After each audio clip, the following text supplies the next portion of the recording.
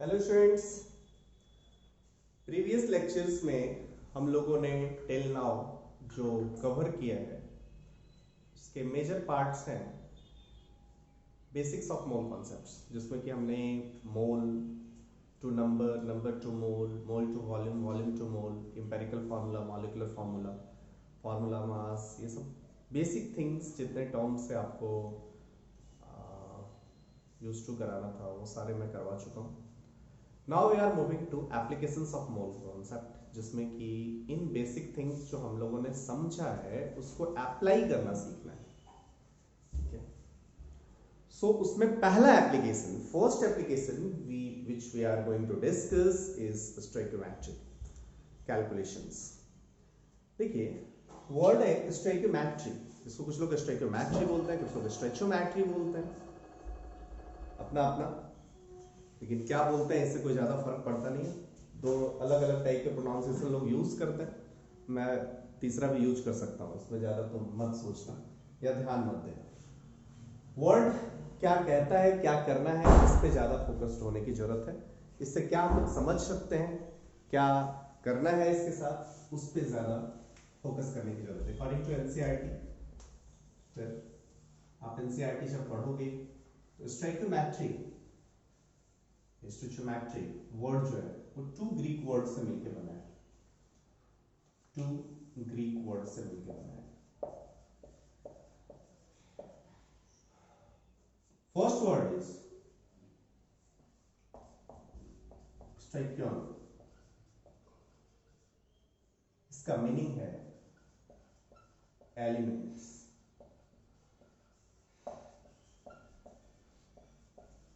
And second word is metron, इसका meaning है major.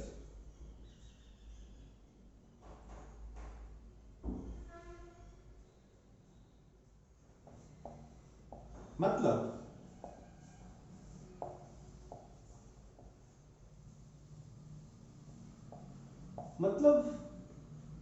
इस वर्ड जो दो ग्रीक वर्ड से मिलकर बना है, इसमें हम लोग मेनली एलिमेंट्स का मेजरमेंट करेंगे। ओके, एलिमेंट्स का मेजर कैसे करेंगे? आप जरा समझो, कोई भी balanced equations, balanced chemical equation आप उठा लो, कोई सा भी एक बैलेंस्ड केमिकल इक्वेशन आप उठाओ, जैसे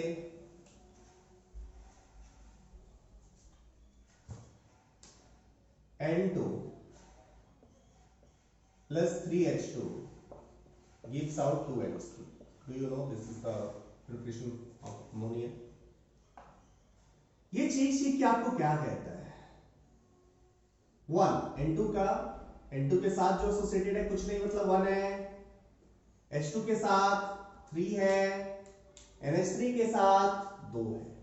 ये चीख के कहता है कि 1 mole of N2 reacts with 3 mole of H2 to produce 2 mole of NH3।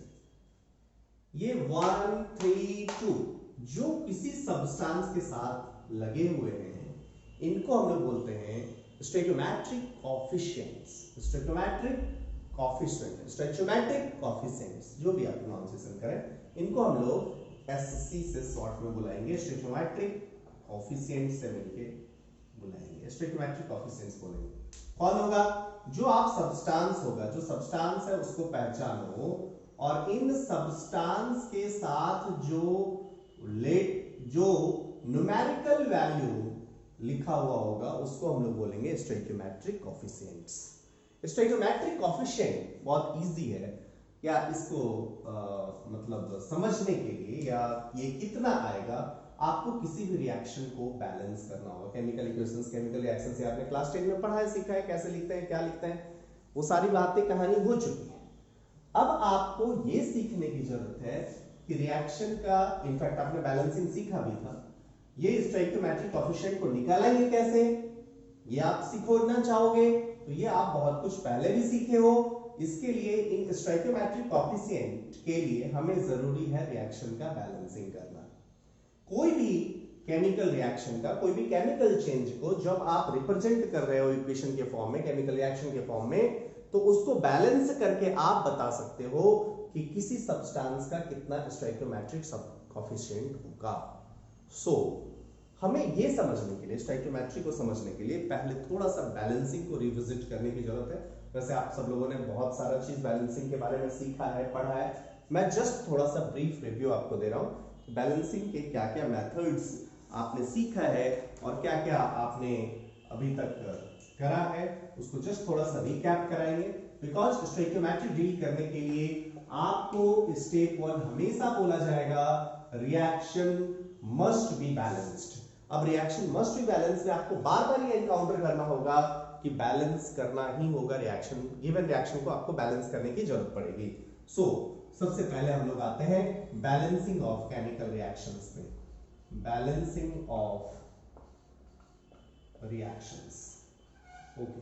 Balancing of reactions की बात करें भैया, तो इसके 4 मेथड्स हम आप अभी सीखेंगे। पहला हीट एंड ट्रायल मेथड, आप जानते ही हैं, ये सब आप कौन से क्लास 10 में सीबीएसई वाले बोर्ड वाले लोग कर चुके हैं। हीट एंड ट्रायल मेथड, या इसी को हम लोग ट्रायल एंड एरर मेथड भी बोलते हैं। ट्रायल एरर मेथड, इस मेथड से आप लोग यूज्ड टू हैं, पता है, okay. Second method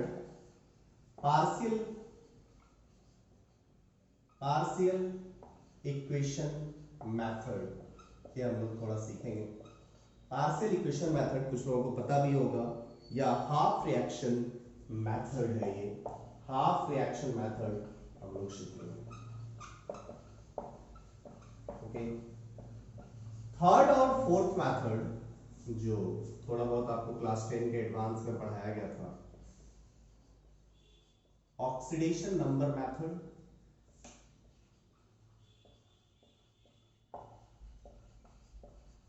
oxidation number method, and fourth is ion electron method.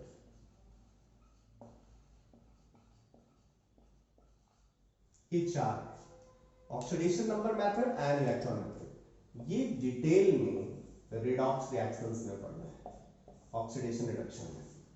इसकी अभी हम कोई डिस्कशन करेंगे नहीं। वैसे मोल कॉन्सेप्ट यहां से भी रिलेट होगा, बहुत सारे पार्ट्स, बट हम इसको मिला के जब आपका रिडॉक्स के कुछ क्लासेस लगाएंगे उसके बाद हम इसको करने में एबल होंगे। फर्स्ट 2 मेथड आपको अभी सीखने की जरूरत है, oxidation number method and partial equation method and heat and trial method. देखो स्टूडेंट्स, दोनों मेथड का बेसिक्स क्या है, दोनों मेथड का बेसिक्स क्या है। आप बोलोगे दोनों मेथड का, या कोई भी केमिकल इक्वेशन को आप यदि बैलेंस कर रहे हो तो बेसिक क्या है? बेसिक्स ये है भैया, किसी भी रिएक्शन के बैलेंसिंग के लिए atom can neither be created nor be destroyed.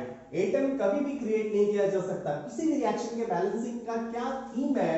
आप बोलोगे बस इतना, एटम को कभी क्रिएट नहीं किया जा सकता, एटम को कभी डिस्ट्रॉय नहीं किया जा सकता। एकदम सिंपलेस्ट फॉर्म से यदि हम आपको ये बात समझाना चाहें, अपनी बात आप तक पहुंचाना चाहें, तो let suppose H2 and O2 मिलके प्रोड्यूस करना चाह रहे हैं H2O।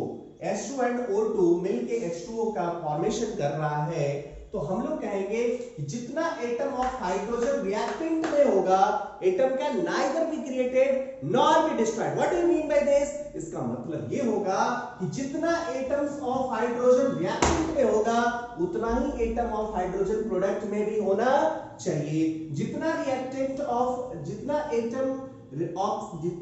ऑफ ऑक्सीजन रिएक्टेंट में होगा, उतना ही एटम ऑफ ऑक्सीजन प्रोडक्ट में भी होगा। ये बिल्कुल भी नोन है। हाइड्रोजन का जितना एटम रिएक्टेंट में, हाइड्रोजन का उतना ही एटम प्रोडक्ट में। ऑक्सीजन का जितना एटम रिएक्टेंट में, ऑक्सीजन का उतना ही एटम प्रोडक्ट में। ये हमेशा होना चाहिए। यही बेसिस है रिएक्शन के बैलेंसिंग का। ओके, तो हम लोग जरा सिंपल सा देखते हैं। इसमें क्या हो रहा है कि 2 कंबाइन होके 1 बन रहा है।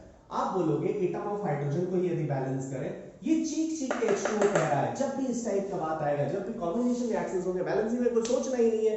आप कॉम्बाइन हो रहा है, देखो तो कितना आ रहा है, हमें ये चीख चीख के कह रहा है कि भैया oxygen, atom of oxygen is to atom of hydrogen हमेशा 1:2 है, मतलब हमेशा ऑक्सीजन का नंबर ऑफ एटम हाइड्रोजन का हाफ है, और यू कैन से हाइड्रोजन के एटम्स का नंबर ऑक्सीजन का डबल है, तो हाइड्रोजन डबल होना चाहिए। लेकिन रिएक्टेंट साइड में क्या कह रहा है, हाइड्रोजन का 2 एटम, ऑक्सीजन का 2 एटम, ये तो दोनों सेम सेम कह रहा है, तो ऑब्वियसली आपको एटम को हाफ या डबल करना पड़ेगा ना, या मींस आप कह सकते हो कि इसको डबल लिखना पड़ेगा, ऑक्सीजन का डबल करना पड़ेगा। यदि डबल किया तो हम लेट सपोज इसको 2 से मल्टीप्लाई कर दिया, लेकिन 2 से मल्टीप्लाई कर दिया तब तो यहाँ पे 4 हाइड्रोजन एटम हो गया, और यदि 4 हाइड्रोजन एटम हो गया तो यहाँ पे बैलेंसिंग करने के लिए आपको क्या करना पड़ेगा, 2 से मल्टीप्लाई करना पड़ेगा। Means what you will say, यहाँ पे हाइड्रोजन और ऑक्सीजन ये रिएक्शन का, अब हम लोग व्हाट यू विल से, इस रिएक्शन का स्टोइकोमेट्रिक कोएफिशिएंट H2 का 2 होगा, O2 का 1 होगा एंड H2O का 2 होगा। सो स्टोइकोमेट्रिक कोएफिशिएंट H2 का 2, O2 का 1, H2O का 2 हो गया। These are the stoichiometric coefficient for this chemical reaction. Clear to all of you? भैया सिंपल सी बात है, आप रिएक्शन को बैलेंस करो, उस सब्सटेंस के साथ जो लगा हुआ है उसी को हम लोग स्टोइकोमेट्रिक कोएफिशिएंट्स बोल रहे हैं।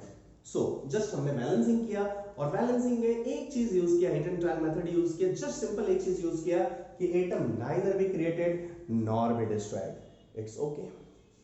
आप बोलोगे इसी चीज को, मतलब मान लीजिए थोड़ा कॉम्प्लेक्स हुआ, कुछ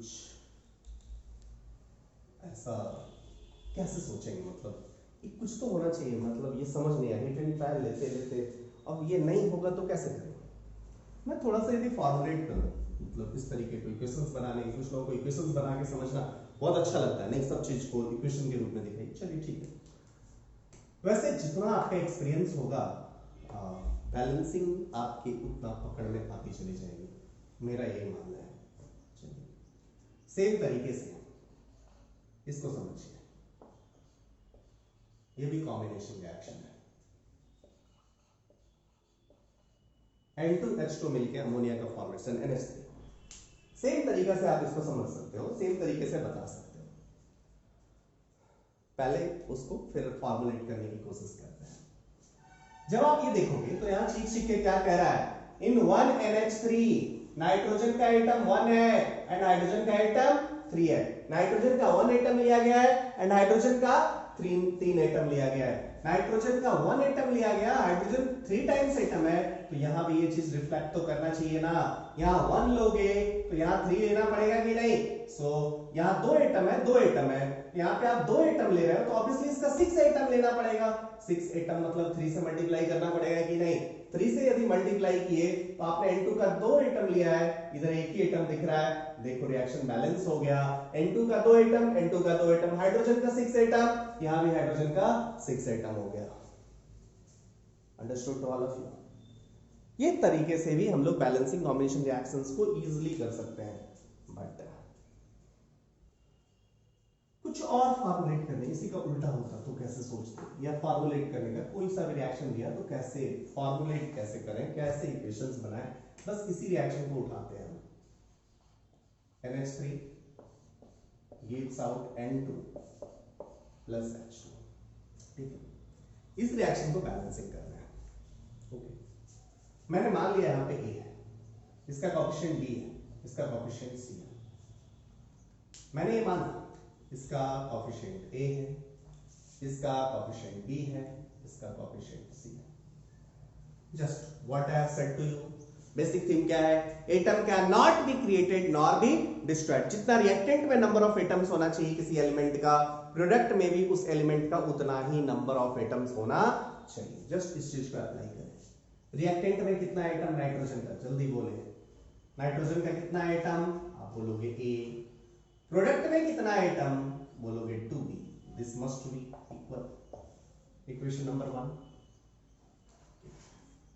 आप बोलोगे हाइड्रोजन का कितना एटम, यहां 3 है, उधर हाइड्रोजन का कितना एटम, आप बोलोगे 2C। Equation number 2।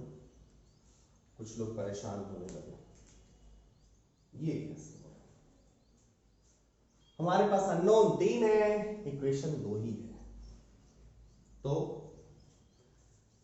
सॉल्व कैसे करें।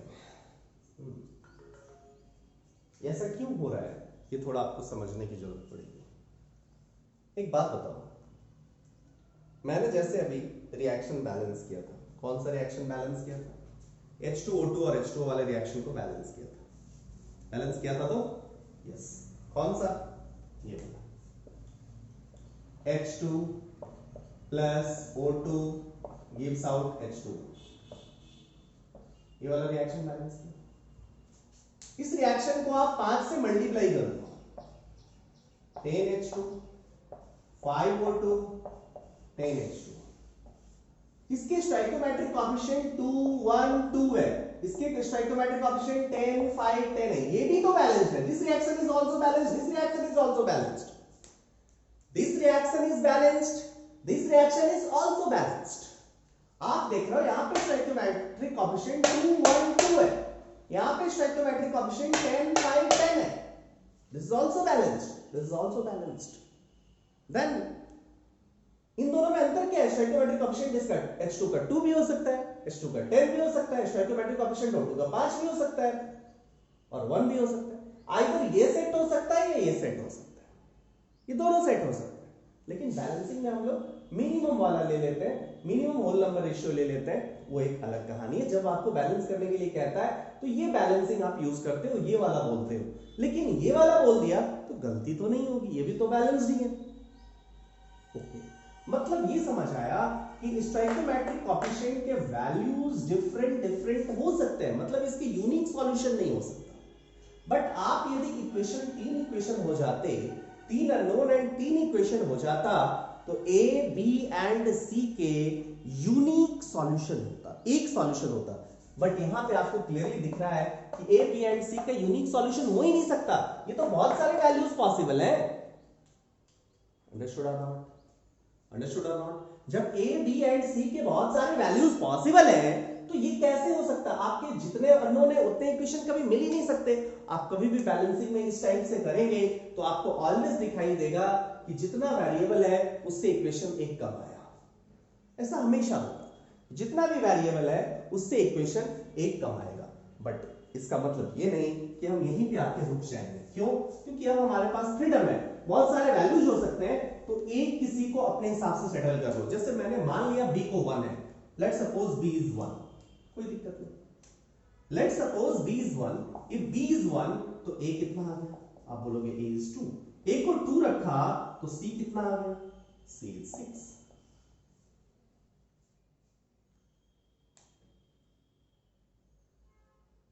मैंने क्या किया? b को 1 रखा, शायद हाइट हो जाए 2 से, या ओके, c6 में 3 आएगा। हाँ, a को हमने कितना, b को कितना रखा? 1, तो a आ गया 2, a 2, 2c is equals to 6, so c is equals to 3. Now you have one set. आप बोलोगे b1 आपको क्या सपना आया था?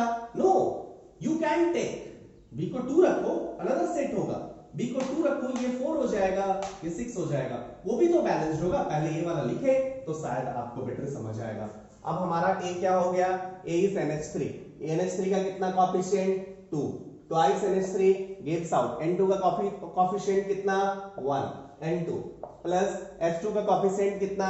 H2 का कोएफिशिएंट आपको C दिखा, C is 3 means 3H2, N2 plus 3H2 gives out twice NH3, यही दिखा ना यार, यही दिखा।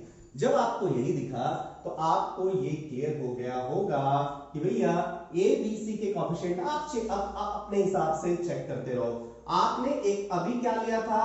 2 1 3 लिया, 2 1 3 लिया, A is 2, B is 1, A 2, B 1, C 3 ये लिया। अब मान लो B का कुछ और वैल्यू ले लो, B का वैल्यू तुमने 5 रख दिया, B का वैल्यू 5 रख दिया, B 5 रखा तो A का वैल्यू क्या आया था? B का वैल्यू 5 रखा, B यदि 5 रखा तो A 10 आ गया, एंड A 10 रखा तो ये कितना आ गया? C 15 आ गया। सो आप देखो तो this one is B is 5, A is 10 and C is 15। ये जस्ट 5 से मल्टीप्लाई करने पे ये वाला मिल गया। सो अभी भी तो बैलेंस्ड है, 10NH3 gives out 5N2 plus 15H2, अभी भी बैलेंस है। 5 into 3 15H2, this is also balanced. आप ऐसा नहीं कह सकते कि ये बैलेंस्ड नहीं है। This reaction is also balanced. Understood to all of you? So balancing of chemical reactions में जब भी आप रिएक्शन को बैलेंसिंग कर रहे हो तो इसके यूनिक वैल्यूज नहीं हो सकते। I am summarising this all points. मैंने ये बोला कि आप इक्वेशंस बनाना है, कुछ भी रिएक्शन का बैलेंस कर दीजिए, बैलेंस करके आप ABCD आप डाल दीजिए, उसके बाद इक्वेशंस बना दीजिए। आप इक्वेशंस यदि बनाओगे तो उसके इक्वेशन बनाने में आपको ये पूरा दिखाई देगा कि भैया नंबर ऑफ इक्वेशंस जितने वेरिएबल हैं उससे एक कम आया। तो आप कैसे सॉल्व करेंगे? ऑब्वियसली ये होना ही चाहिए था, बिकॉज ये यदि नहीं होता तो नंबर ऑफ इक्वेशंस से जो सॉल्यूशन आता वो यूनिक वैल्यू जेनरेट हो गया सभी का? Okay, let us go for the next question. Okay students, तो ये मेथड समझने के बाद अब आप नेक्स्ट मेथड स्टार्ट करो। इसको थोड़ा समझते हैं। पार्शियल इक्वेशन मेथड और half reaction method. Partial equation method और हाफ रिएक्शन मेथड इसको बोलते हैं। इसको कैसे आप समझेंगे, इसमें कैसे काम किया जाता है, कुछ रिएक्शन को ऐसे भी बैलेंस किया जाता है। Let us suppose you have an equation reaction Zn plus HNO3, okay, product पे है ZnNO3 whole twice plus N2O plus H2O. You have to balance this reaction. Okay, so हम लोग इस टाइप की रिएक्शन को बैलेंस करने के लिए क्या करते हैं कि हम लोग इसको हाफ रिएक्शन और पार्शियल इक्वेशन में तोड़ते हैं। जैसे पहला पार्शियल इक्वेशन जो मैं आपको बोलूंगा दैट इज Zn HNO3, इससे बना क्या? ZnNO3 होल ट्वाइस और प्लस H, ये एक हाफ इक्वेशन। H क्या? इंटरमीडिएट। दूसरा HNO3, दूसरा इक्वेशन कैसे लेंगे? सारा सब्सटेंस आपको कवर होना चाहिए। जैसे यहाँ पे Zn लिया, HNO3 लिया, दूसरा HNO3 gives out H plus N2 plus H2। पहले इन दोनों हाफ रिएक्शंस को बैलेंस करा जाता है। अब इस रिएक्शन को बैलेंस कैसे करें? Zn बैलेंस ही, हाइड्रोजन बैलेंस कर लीजिए। ओके, अब यदि इस रिएक्शन को बैलेंस करना है आपको क्या करना है?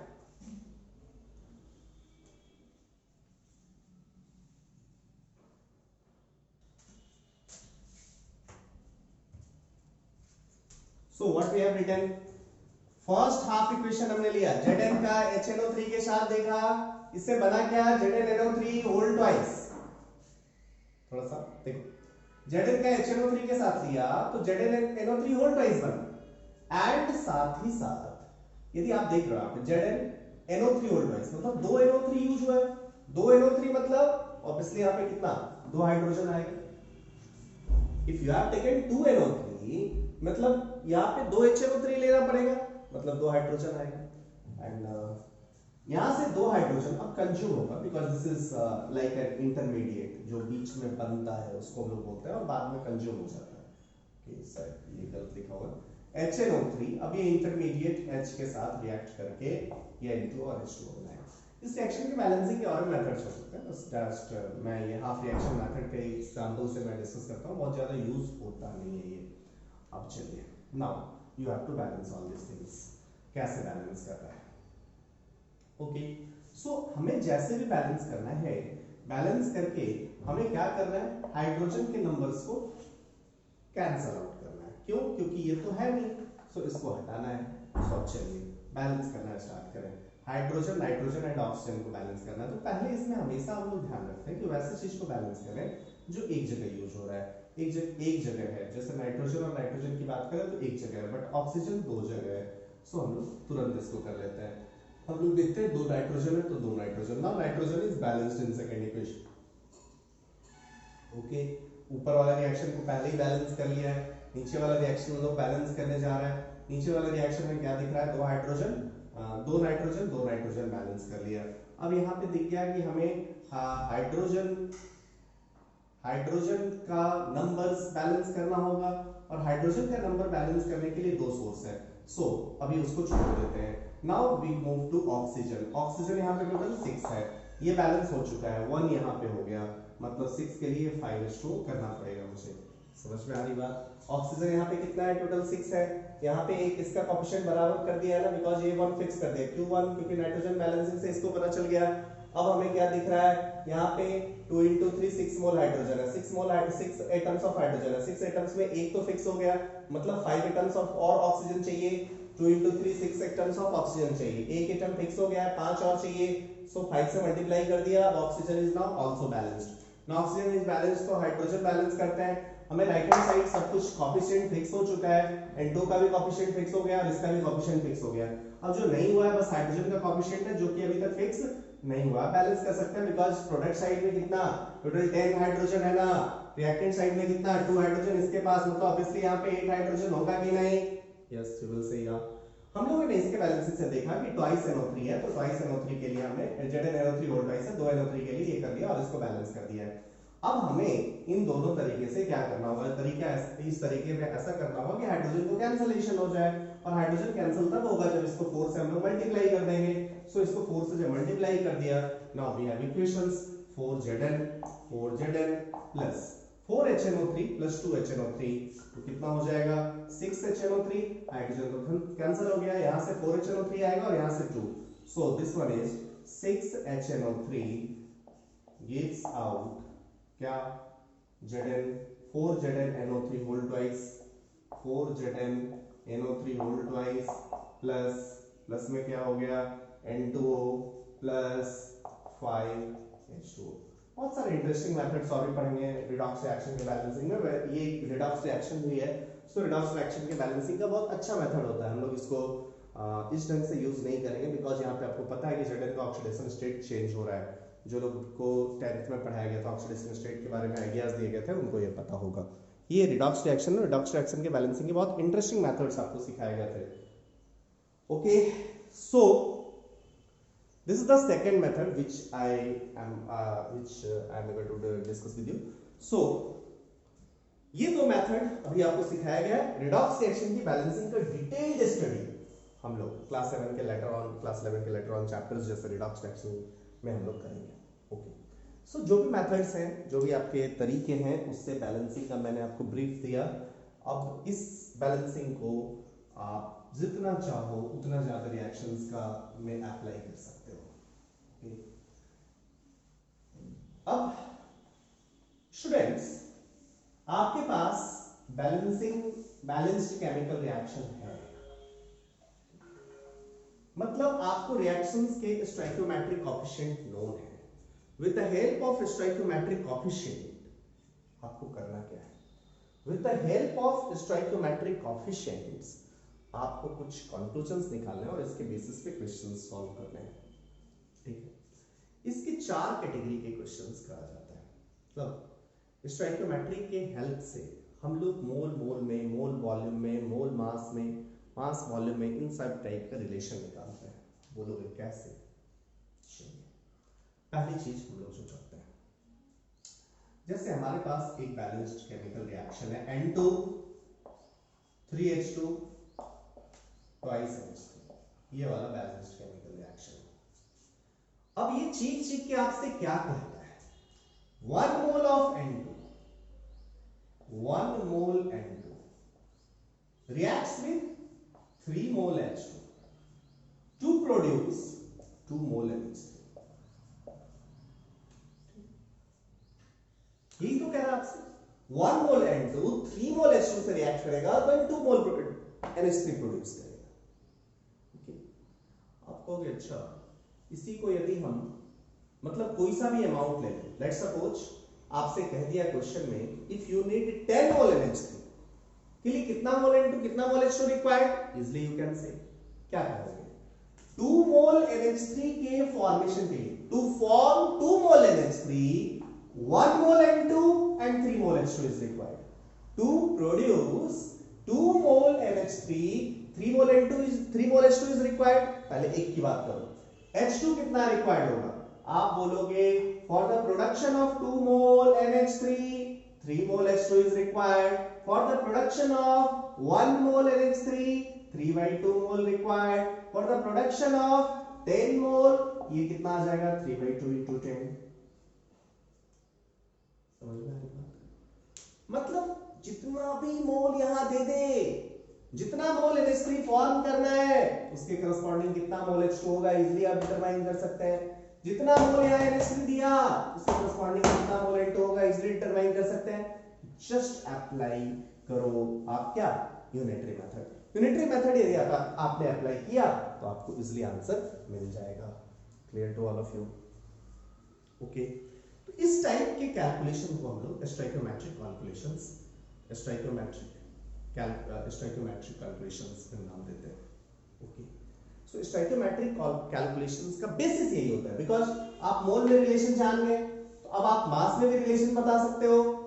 1 मोल का मास पता, 3 मोल का मास पता, 2 मोल का मास पता, मास में भी रिलेशन जान गए, मास में रिलेशन जान गए, सब गैसियस है आइडियल गैस यदि पता है, और वॉल्यूम का रिलेशन भी जान गए. सो इसके बेसिस पे इस तरीके से क्वेश्चंस का पूरा सेट आता है. नॉर्मली जो आप स्टोइकोमेट्रिक कैलकुलेशंस करते हैं, स्टोइकोमेट्रिक कैलकुलेशंस में 4 टाइप के क्वेश्चन आते हैं. 4 टाइप के क्वेश्चंस, 4 टाइप का रिलेशंस बेस्ड क्वेश्चन होते हैं. Mole to mole,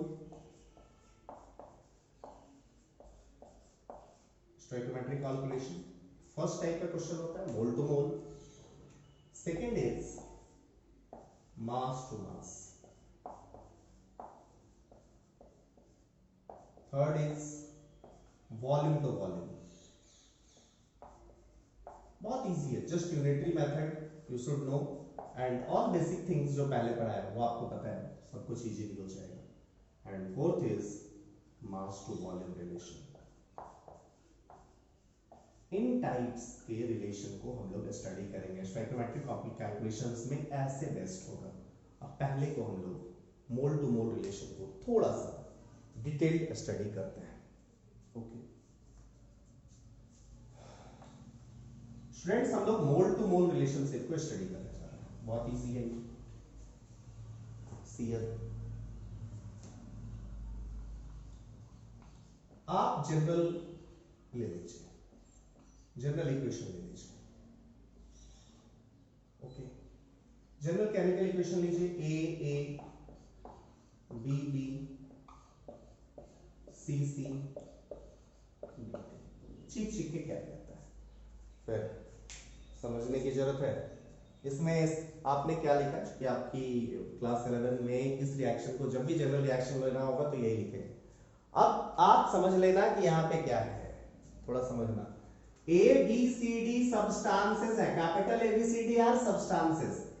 small A, small B, small C, small D, ये सब जो लिखे हुए हैं ना, ये सब स्टोइकोमेट्रिक कोएफिशिएंट्स हैं. समझ में आ रही बात? ये सब नंबर है 1 2 3, ये सब एक इंटीग्रल नंबर में लिखा हुआ है. जरूरी नहीं इंटीजर भी हो सकता है आप फ्रैक्शन ले लो, कोई दिक्कत नहीं है, बट ये सब नंबर्स हैं. But A B C D, capital A, capital B, capital C, capital D क्या है? ये सब्सटेंस है. जैसे ये आप मान लो ऐसा होगा 2a 3b gives out 5c, ऐसा कुछ होगा 6d. It's like this. Understood? आप कह सकते हो जैसे लग N2 3H2 ट्वाइस NH3, यही आपने रिएक्शन लिया. CH4 O2 CO2 H2O, इस रिएक्शन के बैलेंसिंग में देखें, इस रिएक्शन के बैलेंसिंग के लिए भी हम लोग यूज कर सकते हैं. तो बैलेंस्ड केमिकल रिएक्शन, जैसे ये वाला रिएक्शन लिया तो 2 3, जैसे यहाँ पे A B C D, small A से स्मॉल ए यहाँ 1 है, स्मॉल बी यहाँ 3 है, स्मॉल सी यहाँ 2 है, N2 capital A, H2 capital B, NH3 capital C. These are the usual meaning for general chemical reaction. Her book में लिखा हुआ रहेगा और हम भी पूरी केमिस्ट्री में इसको बहुत बार यूज करेंगे. ओके स्टूडेंट्स, अब इसको करना है ठीक से, इसको हम लोग देखें तो ये क्या कहता है, ये कहता है भैया ए मोल ऑफ ए, ये क्या कहता है, पहला चीज जो आपसे कहता है a mole of A, number of mole लेना,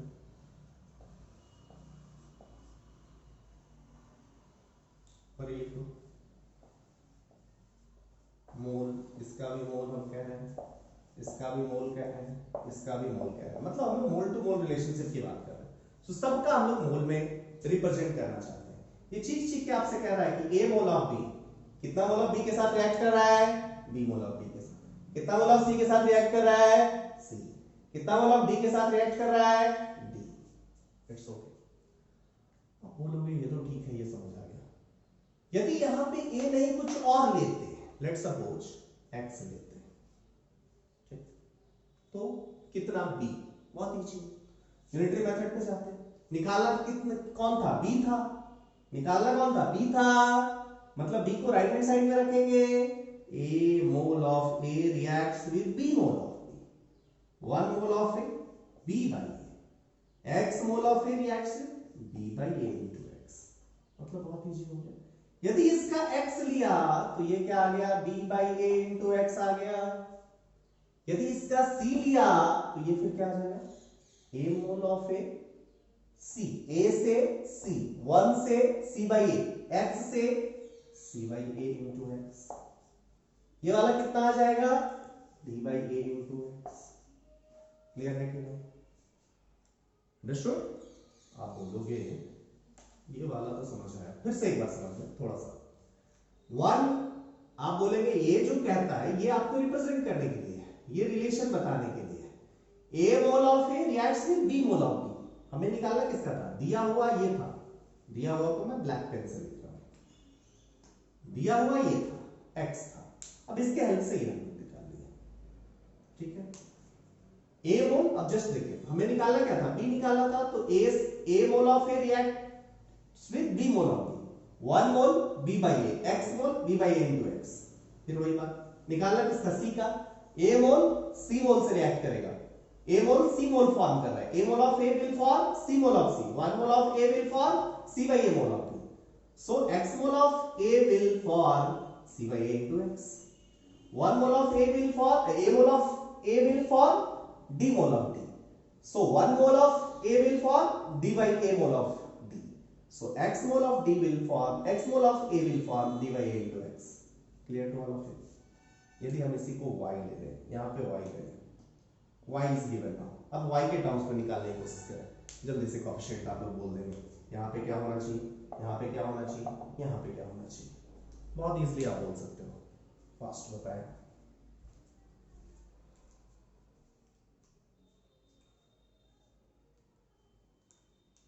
बहुत इजी है स्टूडेंट्स, इसलिए आप कह सकते हैं,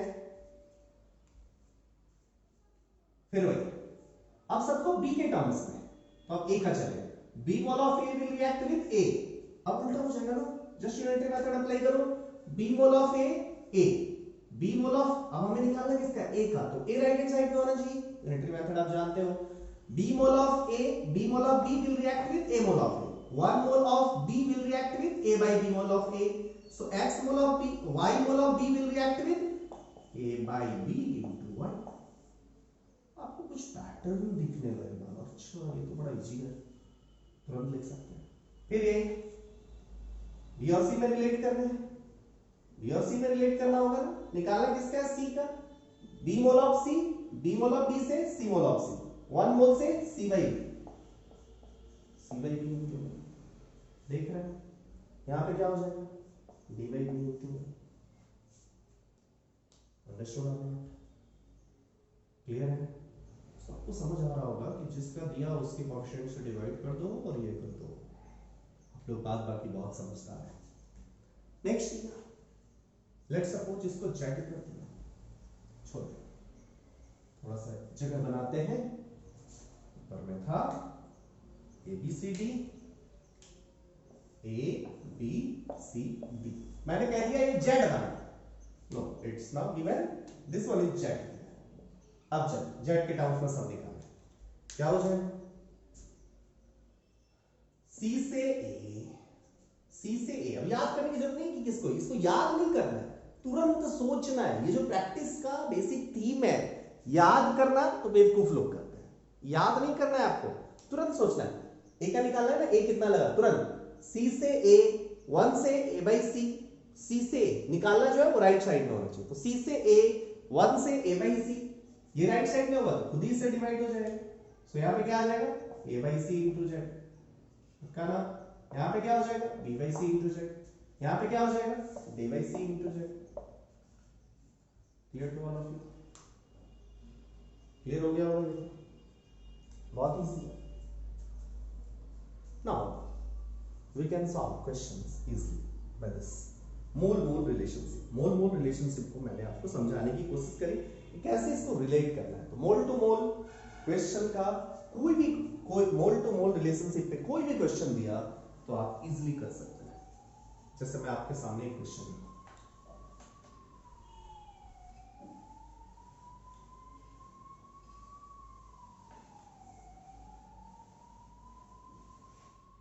एक क्वेश्चन आपको दूं,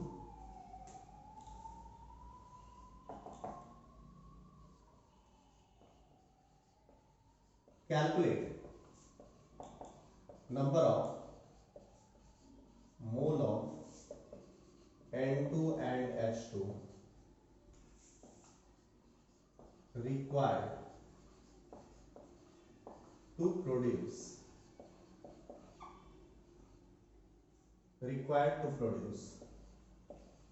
20 mole NH3. Okay. First, step 1, math reaction must be balanced. बिना बैलेंसिंग के मोल कॉन्सेप्ट के क्वेश्चंस करेंगे गलत होने वाला है। अभी जो हम लोग बात कर रहे हैं, आगे हम लोग इक्विवेलेंट कॉन्सेप्ट में आएंगे। इक्विवेलेंट कॉन्सेप्ट के लिए बैलेंसिंग रिक्वायर्ड नहीं है, बट अभी जो हम लोगों ने बात किया है जो टॉपिक, उसके लिए रिएक्शन का बैलेंसिंग बहुत ज़्यादा रिक्वायर्ड है। रिएक्शन के बैलेंस, आप बिना बैलेंसिंग किए हुए रिएक्शन के क्वेश्चंस करेंगे, then you will get wrong answers. So आपको ऑलवेज बैलेंसिंग की जरूरत पड़ेगी। चलिए, पहले फॉर्मेशन NH3 का होना चाहिए। N2 और H2 हम लोगों ने बैलेंसिंग को सीखा है। 2 3 बैलेंसिंग, बैलेंस्ड केमिकल रिएक्शंस जो है, you have a balanced chemical reaction. अब आपको करना है, इजी है। Number of mole of N2 and H2 required to produce 20 mole NH3। NH3 चाहिए कितना, 20 मोल चाहिए। इजी, तुरंत लिखें, मतलब यहाँ पे x का वैल्यू 20 है ना, तो ये वाला तुरंत कितना हो जाएगा, बोलो ये चाहिए क्या, ये वाला ना, ये वाला राइट हैंड साइड, 3/2 into 20। ये वाला कितना, ये वाला कितना हो जाएगा, ये वाला कितना मोल, तुरंत बोलो, दिस वन इज 3/2 into 20 मोल। तुरंत करो, 2 से 3, 1 से 3/2, 20 से 3/2 into 20, ठीक है। 2 से 1, 2 से 1 मतलब ये क्या हो जाएगा, 1/2 into 20। जो मैं कह रहा हूं उसको फॉलो करो। इफ यू विल फॉलो ना, देखो अपना दिमाग लगाएंगे और इधर उधर सोचेंगे, then it's your choice. Idea सही केमिस्ट्री को आपको यदि करना है सही से, तो जस्ट 2 years मुझे देना होगा। What I will say, you have to follow it. You should be good follower. यदि फॉलोअर अच्छे नहीं होंगे तो थोड़ा सा मुश्किल है। हर आदमी इंसान अपना वे तो बनाता ही है, ये हर इंसान के सीखने या आगे बढ़ने का अपना रास्ता हो सकता है, बट टाइम नहीं है उतना आपके पास। हमको आपको हमारे एक्सपीरियंस का फायदा लेना है। क्वेश्चन करना या खुद से पढ़ना, आप कोचिंग इंडस्ट्री या कोचिंग वर्ल्ड में इसलिए आते हो सो दैट कि आपके काम को हम आसान करें। मेरे में कोई जादू नहीं, मैं कोई जादू नहीं करने वाला। आपको केमिस्ट्री सिखाने की मैं ऑनेस्ट कोशिश करूंगा और मैं कुछ नहीं कर सकता। आपको फॉलो करना चाहिए, इट्स माय सजेशन। हाँ, आप जो काम 3 साल में खुद से कर सकते हैं, वो काम को हो सकता है हम लोग 2 years में करवाते हैं। बस ये कोचिंग कर सकती है। ये कोई नहीं कर सकता कि मैं तुम्हें केमिस्ट्री में विद्वान बना दूंगा, नो, मैं नहीं कर सकता। जो लोग कहते हैं they are wizard of the chemistry, god of the chemistry, वो लोग जाने, मैं तो नहीं। और मैं कभी कह सकता ये लोग जो कहते हैं वो बेवकूफ़ है, क्योंकि इतना बड़ा वर्ल्ड केमिस्ट्री का और इसमें कोई विजार्ड कहता है तो मतलब बहुत गड़बड़ है। मतलब वो केमिस्ट्री को अभी तक समझे ही नहीं है, इतनी आसान नहीं है। ओके, हाँ मैं आपको आईआईटी जेईई के एग्जाम्स में हेल्प कर सकता हूँ कि बेस्ट पॉसिबल वे में आप केमिस्ट्री के क्वेश्चन सॉल्व करें। Just I know this, I am not a God of chemistry, I am not like that. हम लोग ये कुछ है नहीं, ये सब वर्ड जो यूज करते हैं वो मुझे लगता है बेवकूफ़ी भरे वर्ड हैं, कुछ लोग ज़्यादा जोश में आ जाते हैं। Okay, so next question, ready for you.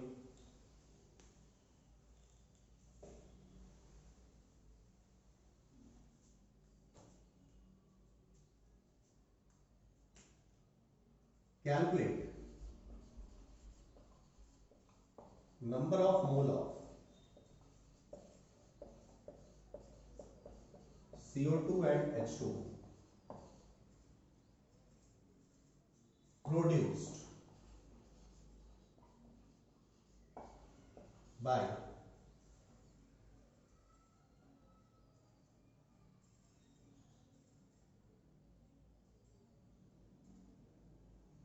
twenty mole C2H6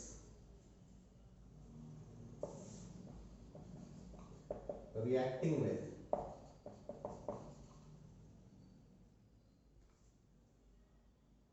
enough O2 और excess O2। मतलब कहने का मतलब क्या है कि आपके पास 20 मोल C2H6 है, and in 20 mole C2H6 you have given a lot of O2, बहुत सारा O2 को X में ले लिया, बहुत ज्यादा है। आपको इसके हेल्प से क्वेश्चन को करना है। तो O2 कभी भी आपका लिमिटेड नहीं है और आपको बताना है भैया कितना मोल CO2 एंड H2 फॉर्म होगा। बहुत इजी, सोचिए, आपके पास क्या है, C2H6 है, बैलेंस रिएक्शन कराना किससे है, O2 से। बन क्या रहा है, ऊपर कही दिया, वैसे आप लोग जानते भी हो ये रिएक्शन को बैलेंसिंग में मैंने लिया नहीं है। एबीसीडी रिएक्शन से भी आप इसको बैलेंस कर सकते हो, कोई दिक्कत नहीं। वैसे आपको पता है इस रिएक्शन को हीट एंड ट्रायल से बहुत अच्छे से बैलेंस किया सकता है। यहाँ पे 2 कार्बन ना, यहाँ भी 2 कार्बन होगा, कार्बन ये वाला बैलेंस हो गया, मतलब इसका फिक्स हो चुका है, इसका फिक्स हो चुका है ना। हाइड्रोजन को बैलेंस करने की कोशिश करें। यहाँ पे 6 हाइड्रोजन, यहाँ भी 6 हाइड्रोजन, टोटल यहाँ पे कितना हो गया, 2 into 4 7/2। ओके, 7 ऑक्सीजन तो 7 ऑक्सीजन एटम। हाँ ऐसे भी लिख सकते हैं, ट्वाइस C2H6, इससे भी कर सकते हैं, ट्वाइस C2H6, आपको जिससे अच्छा लगे कर लो। 4 CO2 3 H2, check it whether it is balanced or not।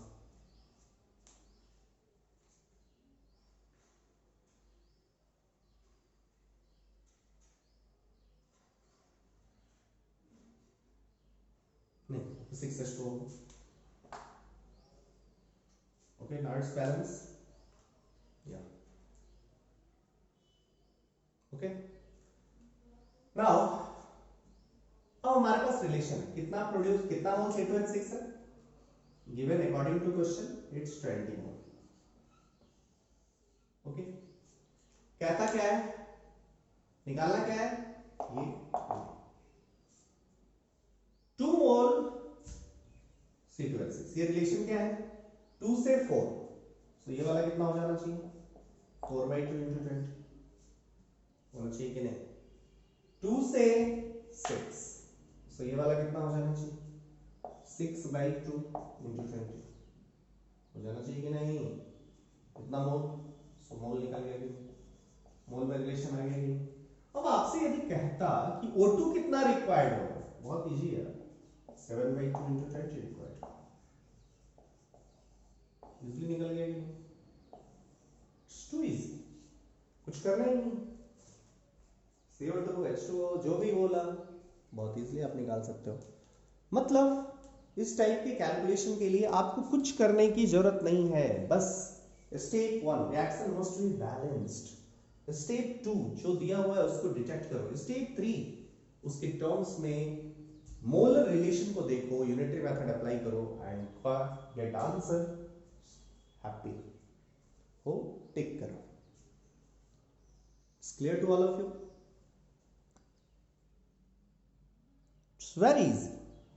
You can easily perform all these calculations. Okay students, I am taking next question, which is calculate number of mole of NH3 formed if 20 mole of N2 reacts with 40 mole of H2.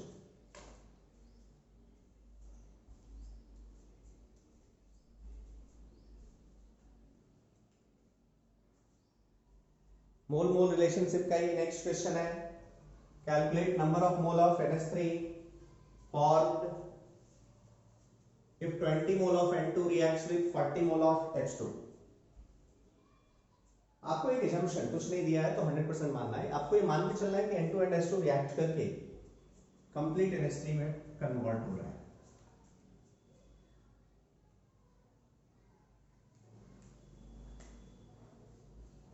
Assuming 100% and आगे ये समझ आएगा yield percentage ये सब कहेंगे हम लोग.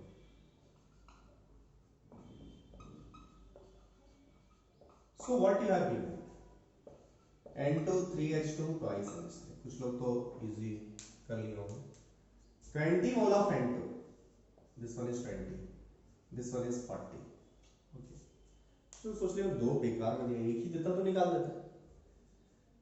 But students थोड़ा सा ट्विस्ट है इस क्वेश्चन में. क्या 20 है ये और ये 40 है. 1 मोल N2 के लिए रिक्वायर्ड कितना मोल H2? आप बोलोगे for 1 mole of N2 number of mole of required H2 is 3. 1 mole N2 के लिए number of mole of required H2 is 3. सो 20 मोल के लिए रिक्वायर्ड कितना? 60. 1 के लिए 3. जैसे इससे क्या करें हम लोग पहले कैलकुलेशन करते हैं सबका. 20 के लिए मतलब ये 20 मोल है, इसको मान के कर लेते हैं. इसको मान के किया. 1 के लिए 3, 20 के लिए कितना रिक्वायर्ड? अभी इसको भूल जाते हैं, ये 40 दिया हुआ था, इसको भूल जाते हैं, ये 40 दिया गिवन था. 1 के लिए 3, 20 के लिए 60. 1 से 2 बनेगा, 20 से कितना? 40. सब कुछ मोल में लिख रहा है. ठीक है. अब आप कहोगे मेरे पास ये तो 60 रहता तब ना. मतलब क्वेश्चन होता है कि NFH2 जितना जरूरत है ले लो, ऐसा नहीं है. H2 कम है. जैसे मान लो कि कभी आपके घर में गेस्ट आए,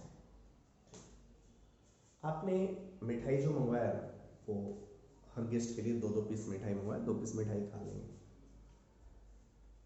2 पीस मिठाई आपने मंगवाया है और लेट सपोज 10 गेस्ट का आपने अरेंजमेंट किया, 20 पीस मिठाई आपने मंगवाया. आपके घर में गेस्ट आ गए 20, 30. देन आप क्या करोगे? आप तो ये बोलोगे ना 2-2 मिठाई तो सबको देना था, 10 ही लोग के 10 ही लोग को दे सकते हैं. मीन्स आपके दिमाग में सबसे पहला क्वेश्चन आएगा, अरे यार रसगुल्ला तो लिमिटेड है, मिठाई लिमिटेड है, आप सबको 2-2 नहीं दे सकते, इट्स लिमिटेड. सेम स्टोरी जब यहाँ 1 से 3 है, 20 से 20 मोल ये है और 40 में ये है, तो 20 मोल के लिए रिक्वायर्ड 60 है. आपके पास 30 गेस्ट आए थे, 30 गेस्ट के लिए रिक्वायर्ड 60 था, बट आपके पास है कितना? वो तो 20 मंगवाया था आपने. सो आप कहते हैं रसगुल्ला लिमिटेड है, मिठाई लिमिटेड है, जल्दी लेके आओ. एक कहते हैं वही यहाँ पे H2 लिमिटेड है. इसको हम लोग इस रिएजेंट को इसीलिए बोलते हैं लिमिटिंग रिएजेंट. इस टाइप में सारे कैलकुलेशंस जो होंगे ना वो लिमिटिंग रिएजेंट के रिस्पेक्ट में हो. क्योंकि आप सोच के देखो, जब तक N2 है इधर और H2 है, तो आप बोलोगे N2 और H2 रिएक्ट करेगा तभी NH3 बनेगा. जब H2 का रिएक्ट करना मतलब H2 खत्म हो जाएगा, तो उसके बाद तो N2 क्या खुद से रिएक्ट करके थोड़ी NH3 बनाएगा. सो ये लिमिटेड है, ये पहले खत्म हो जाएगा. जैसे ही खत्म हो जाएगा रिएक्शन स्टॉप कर जाएगा. तो 20 मोल के लिए रिक्वायर्ड 60 है, ऑब्वियसली ये पहले खत्म होने वाला है. अंडरस्टूड और not? So here H2 is limiting, और यदि H2 लिमिटिंग है तो आपका कैलकुलेशन ऐसे नहीं कर सकते हैं. अब क्या करें, जरा उल्टा करके देखते हैं. ये वाला 40, ये वाला 40 मोल. ओके, अब 40 मोल के रिस्पेक्ट में सोचें, अभी 20 के रिस्पेक्ट में सोचें, लोचा हो गया, वी कांट डू इट. 40 मोल के रिस्पेक्ट में सोच के देखते हैं। ये वाला 40 मोल की वैल्यू, फर्स्ट वाला 40, 3 से 1, 3 के लिए 1, सो वाला कितना रिक्वायर्ड हो जाएगा 1/3 into 40 मोल रिक्वायर्ड हो जाएगा, बोलिए भैया। और ये वाला अब बोलोगे 3 से 2 फॉर्म कर रहा है, सो this one is 2/3 into 40 mole form करेगा। अब जब देखो यहाँ पे 20 था और 40/3 मतलब 13.33 रिक्वायर्ड है, इतना है। यहाँ पे 60 था, 40 रिक्वायर्ड, मतलब 60 तो था नहीं, 60 तो गलत था, कितना 40 मोल था, 40 मोल पूरा कंज्यूम हो गया, ये बचा का बचा है। और ये वाला बना कितना, सो ये बना। सो इसका answer calculate number of mole of NH3, इसका आंसर आप यदि N2 के बेसिस पे देंगे तो गलत हो जाएगा। इसका आंसर आपको किसके बेसिस पे देना होगा, H2 के बेसिस पे देना होगा। H2 के बेसिस पे आंसर देंगे 80/3 आएगा। बिकॉज क्यों, जैसे ही H2 खत्म हो गया ना उसके बाद रिएक्शन स्टॉप कर जाएगा, तो NH3 का फॉर्मेशन ही बंद हो जाएगा। So after 80/3 there will be no formation. 80/3 mole तक ये बनेगा, उसके बाद ये स्टॉप कर जाएगा रिएक्शन। ये आपको समझ आ गया। सो इस चीज को हम लोग बोलते हैं लिमिटिंग रिएजेंट। अब लिमिटिंग रिएजेंट आप कहोगे पहचानेंगे कैसे, ये तो बता दो। ठीक है, बहुत आसान होता है लिमिटिंग रिएजेंट पहचानने का केस। एक तो ऐसे सोचे, नहीं तो सिंपल सा केस है, यदि बहुत सारे मतलब जरूरत से ज्यादा दिए हो, 2-3 दिए हो, तो सबसे पहला काम ये करना चाहिए मोल में, जब एक एक्सेस में ना हो, रिएजेंट सब दिए हुए और कितना रिएक्शन होगा इसको बताना होगा, तो सबसे पहले आपको लिमिटिंग रिएजेंट आइडेंटिफाई करना होगा। And how to identify limiting reagent, बहुत आसान है। कैसे, आप क्या करो ना, जिसके जिसके नंबर ऑफ मोल दिए हो वो लिख लो। नंबर ऑफ मोल एक N2 पे कितने दिए हुए हैं 20, नंबर ऑफ मोल H2 पे कितने दिए हुए हैं 40, ठीक है। नंबर ऑफ मोल गिवन लिख लिया। अब एक टर्म डिफाइन करो, mole by corresponding stoichiometric coefficient. Corresponding stoichiometric कुछ भी दिया हुआ है तो पहले काम क्या करो, मोल में सबका लिख लो। मास दिया हुआ है तब भी मोल पे है, वॉल्यूम दिया हुआ है तब भी मोल पे है, मोल का लिख लो। अब क्या एक टर्म डिफाइन करो, mole by stoichiometric coefficient. Mole by stoichiometric coefficient 20/1, ये वाला कितना हो जाएगा 40/3, इधर तो है ना। अब जो मिनिमम आएगा that will be your limiting reagent. ये मिनिमम आ रहा है, दिस वन इज 20 और ये 13.3, सो this one will be your limiting reagent. ये पहले खत्म होने वाला है, सो जो मिनिमम है वही आपका लिमिटिंग है। ये पहले खत्म होगा, मतलब सारा कैलकुलेशन का बेसिस यही होगा। सारा जो कैलकुलेशन करेंगे आप इसी बेसिस पे करेंगे। अंडरस्टूड? आप कहोगे ये समझ नहीं आया, थोड़ा 1-2 और क्वेश्चन कराया जाए। ओके, इसी क्वेश्चन में हम एक चेंज लाते हैं। क्या चेंज लाए, हमने यहां पे 40 मोल ले लिए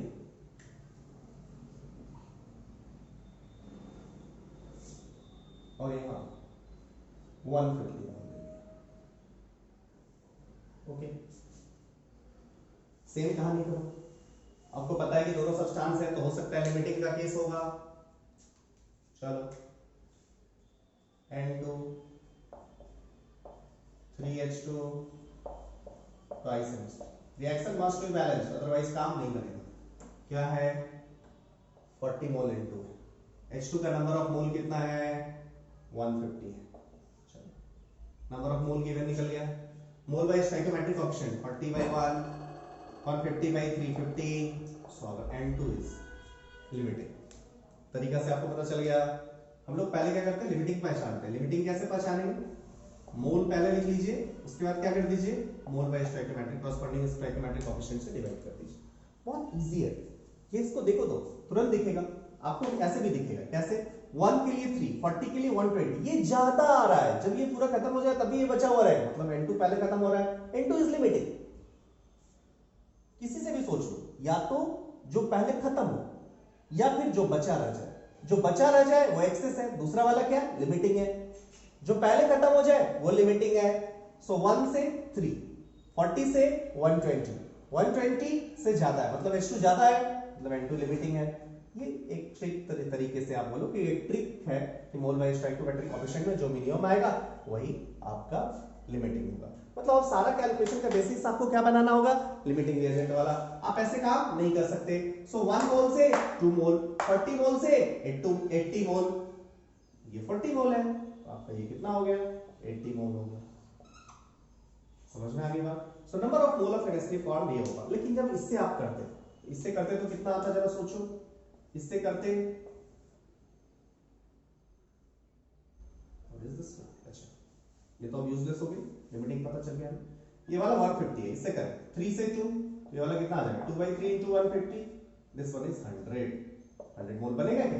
बिल्कुल नहीं, ये रॉन्ग हो जाएगा। सो यदि आप H2 के बेसिस पे यहाँ पे कैलकुलेशन करेंगे then it will give you wrong data. आपको किसके बेसिस पे कैलकुलेशन करना चाहिए? ऑब्वियसली आपको N2 के बेसिस पे कैलकुलेशन करना चाहिए। समझ में अब आपको आगे होगा। सो जब कभी भी मिक्सचर, मतलब ये आप हमेशा तरीका बनाइए कि लिमिटिंग पहचानना है। हो सकता है दोनों नहीं हो तब भी उस क्वेश्चन में गलत नहीं होगा। सो जब भी मोल टू मोल रेशियो वाले क्वेश्चन करना है तो लिमिटिंग रिएजेंट को सबसे पहले पहचानना है। लिमिटिंग रिएजेंट कौन है सबसे पहले, जब एक ही दे तब तो कोई बात ही नहीं है, तब तो कोई दिक्कत ही नहीं है। अंडरस्टूड और नॉट? सो मैंने आपके सामने थोड़ी सी बातें रखने की कोशिश करी है। मैं इसको और सेवरल टाइप में कैटेगराइज करके हर टाइप के क्वेश्चन करूंगा। इसी चीज को मोल टू मोल रिलेशनशिप को सेवरल पार्ट में क्लासिफाई करा के आपको आपके सामने रखने की कोशिश करूंगा नेक्स्ट लेक्चर में। इसमें हम लोग खूब सारे क्वेश्चंस करेंगे, प्रॉब्लम सॉल्विंग के स्किल्स आप में डेवलप करूंगा सो दैट कि आपको स्टोइकियोमेट्री में प्रॉब्लम ना हो। सो मैंने अभी के लेक्चर में आपको थोड़ा सा बैलेंसिंग करा है। ऑब्वियसली बैलेंसिंग का बस एक मेरा मोटिव है, थोड़ा सा रिवाइज करा। उसके बाद हम लोगों ने स्टोइकियोमेट्री पे आगे स्टोइकियोमेट्रिक कैलकुलेशन से थोड़े से बेसिक क्वेश्चंस हम लोगों ने लिया है। इसको और मॉडिफाई करेंगे हम लोग नेक्स्ट क्लास में और अच्छे क्वेश्चंस करेंगे। Thank you for watching this lecture. Thanks.